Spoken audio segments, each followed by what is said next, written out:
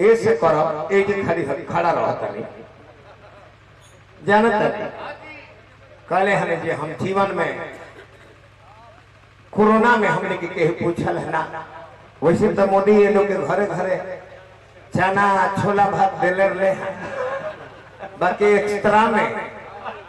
भाई हमारा अनिल सिंह जी उनका घरे एक पिकअप चावल भेज दिलन ऐसे कहले जे हम बलिया में चल गए रहे बलिया से छपरा गोपालगंज काहे खातिर गए गोपालगंज थावे मंदिर पर भैंसा काटाते रहे और जब राजा के नियम रहे जे 1-6 में जो मूड़ी उतार दी तो के 40 बीघा खेत दी केहू से ना कटे तो इनकर दादा का नाम रहे धनेश्वर सिंह चित बड़े गांव के जहाँ के मांस मछली खाई पर जीत 40 बीघा खेत पर भैंसा काटे खाती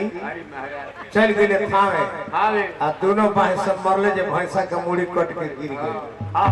तो 40 बीघा बजा को जब बस गई अब फिर से कहते रहे आई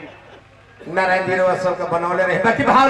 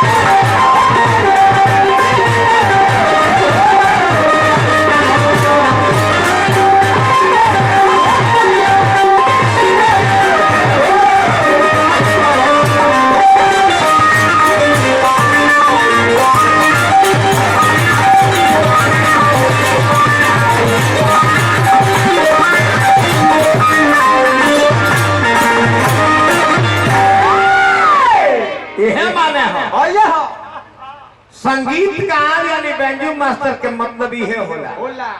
व्यास अगर भजन गावत होखे तो संगीतकार भजन ही बजावत हो कि जाओ ना मने आहो मैया सिकियो ना डोले ताहिर बनवाना माई मोरी लावेली बस सेवा हो एगो हई कल है कि फागू बाबा का पोता है कौन न जे हवे अब छोटका हवे कि बड़का पोता है अब यह नहीं जाने है कौन पोता में क्या हो बबुआ मझिला हमें थोड़ी पगला गई काजी अब तुम मुड़ी गाड़ ले लजाता है गाँव तले गाना तरह सब सुननी है इका बजाओ तले भजन गाओ तले है केथिए के बनल बटे माई के मंदिरवा केथिए के लागल बाहु के बाद तई का बजाओ तले है साजन मेरा उस पार है मिलने को दिल बेकरार ओ माय गॉड मार दूंगी नहीं मार देंगे भी नहीं मार लूंगो कौन है नुहे हनु है हवे तो हाउ हनु नुहे हनु हई तो हाउ देखे धोला गई कि रूठे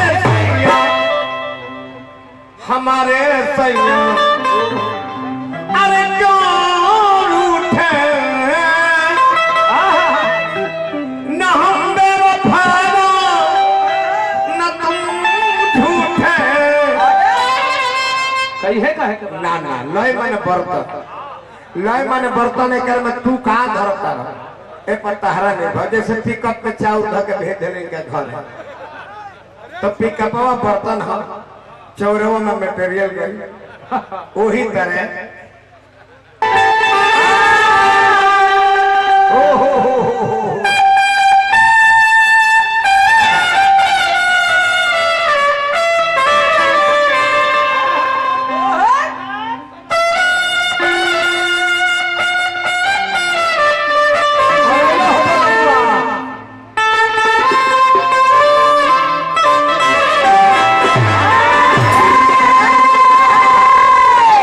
तरह के खेला और खिलकट कहा जाला बबुआ बाद जंत्र अगर कोनो कलाकार में 5 गुना होखे तो व्यास 4 गो झुझुना लेके घूमे फिरे वाला तो व्यास थोड़े हो ई दिन काटता कटे तो पगला गई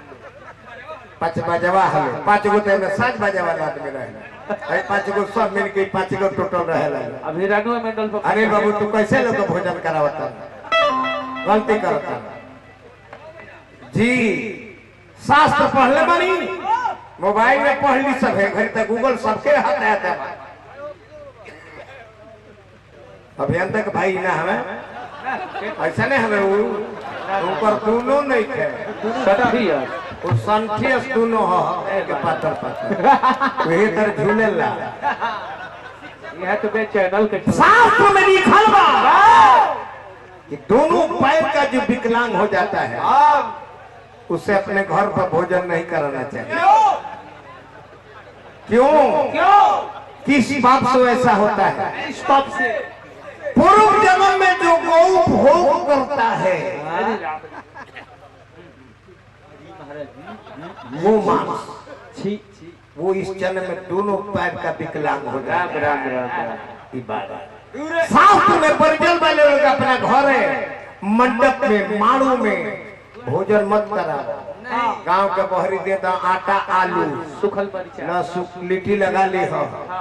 आलू पका के चोखा खा ली हो जा तारा का हम बता दे हमको मत दिह चावल तारा ओकर पाप के भागी बने के पर बाकी हमार धोना गल की रूठे अब लय में किया वो अरे हमार भैया सुमीर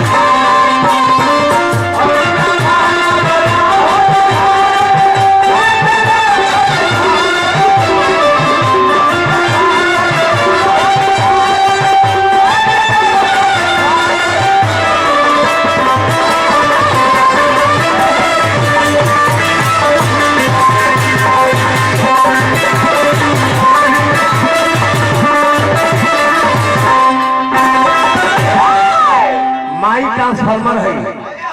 कि बेटा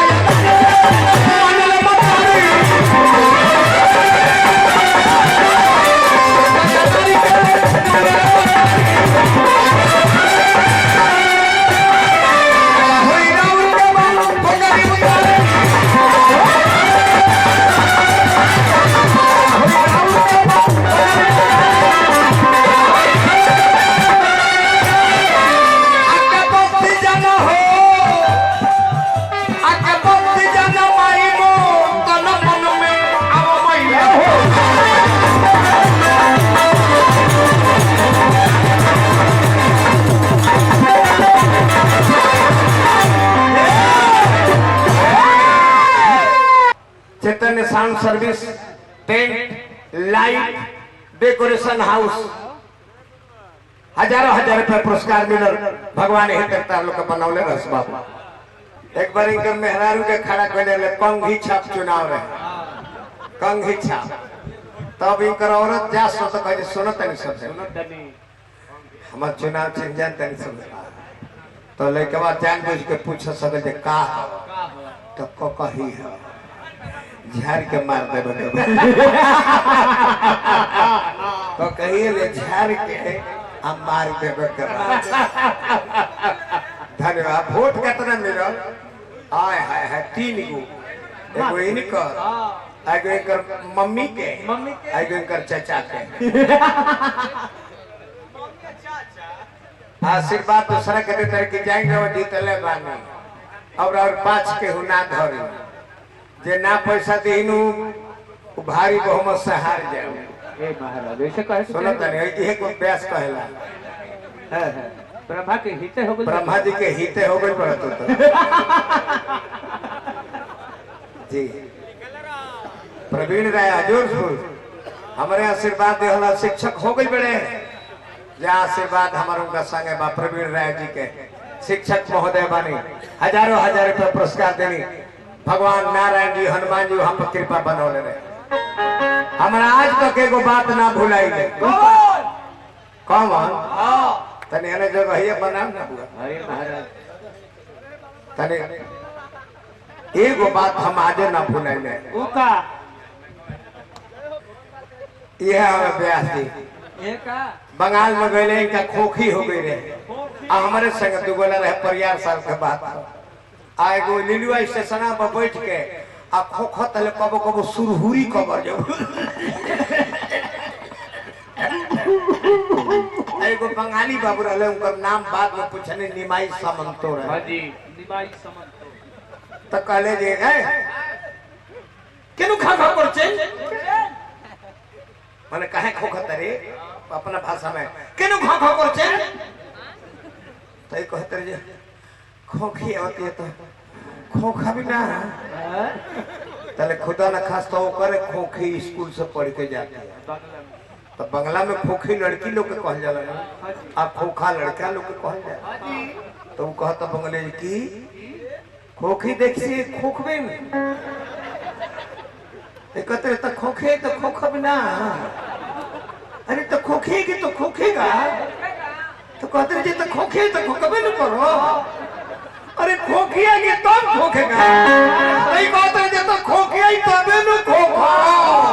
तो खोख ना तो देख खोखता नहीं 8-10 फैट न कर लो लवे मार दौड़ल हम कोई कहन जरी भाई ए दादा एकटा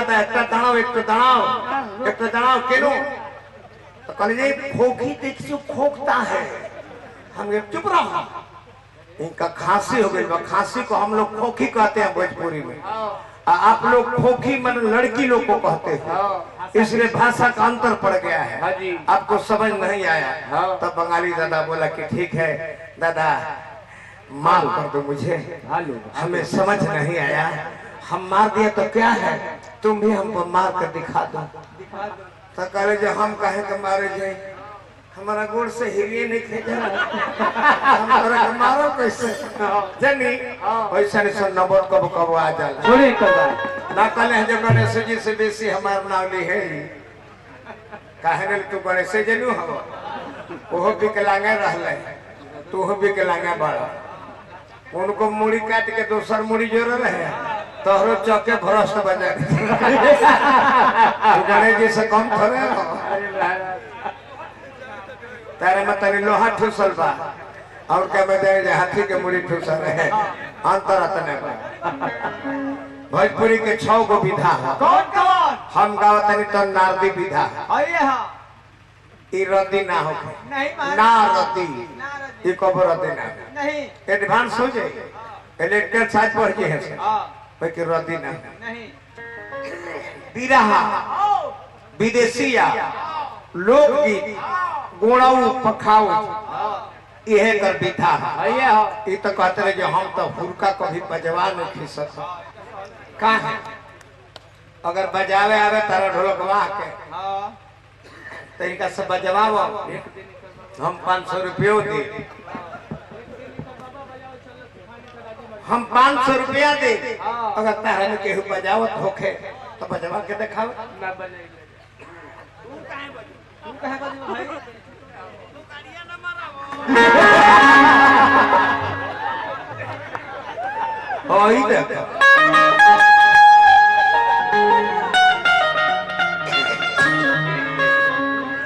किला लखी छुड़िया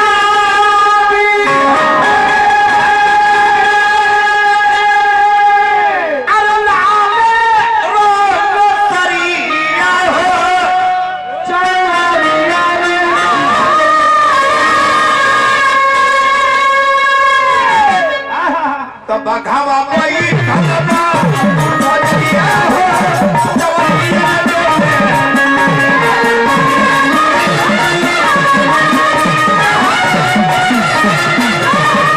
बघावा कोई खतरा बजिया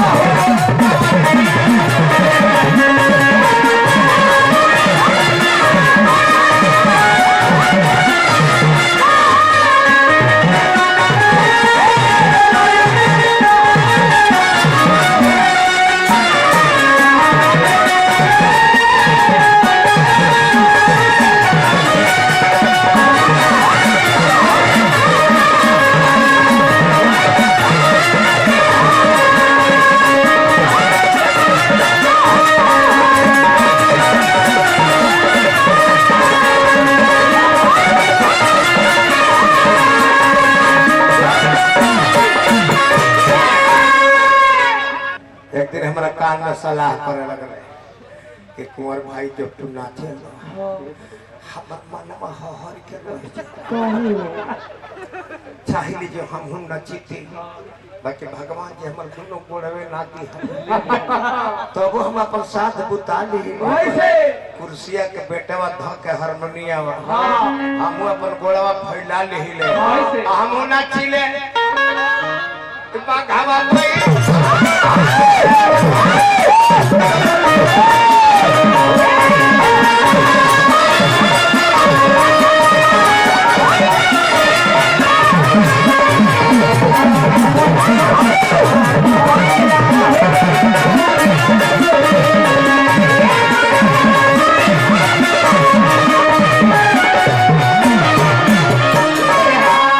हतना तारा मन में बात लालसा तारा हतना मन में बात तेरा मन के भाव हम बुझ गए हे माता हे महावीर जी रर वर्षगांठ में आयल बनी इस जन्म में तो दूगो नहीं मिलल अगला जन्म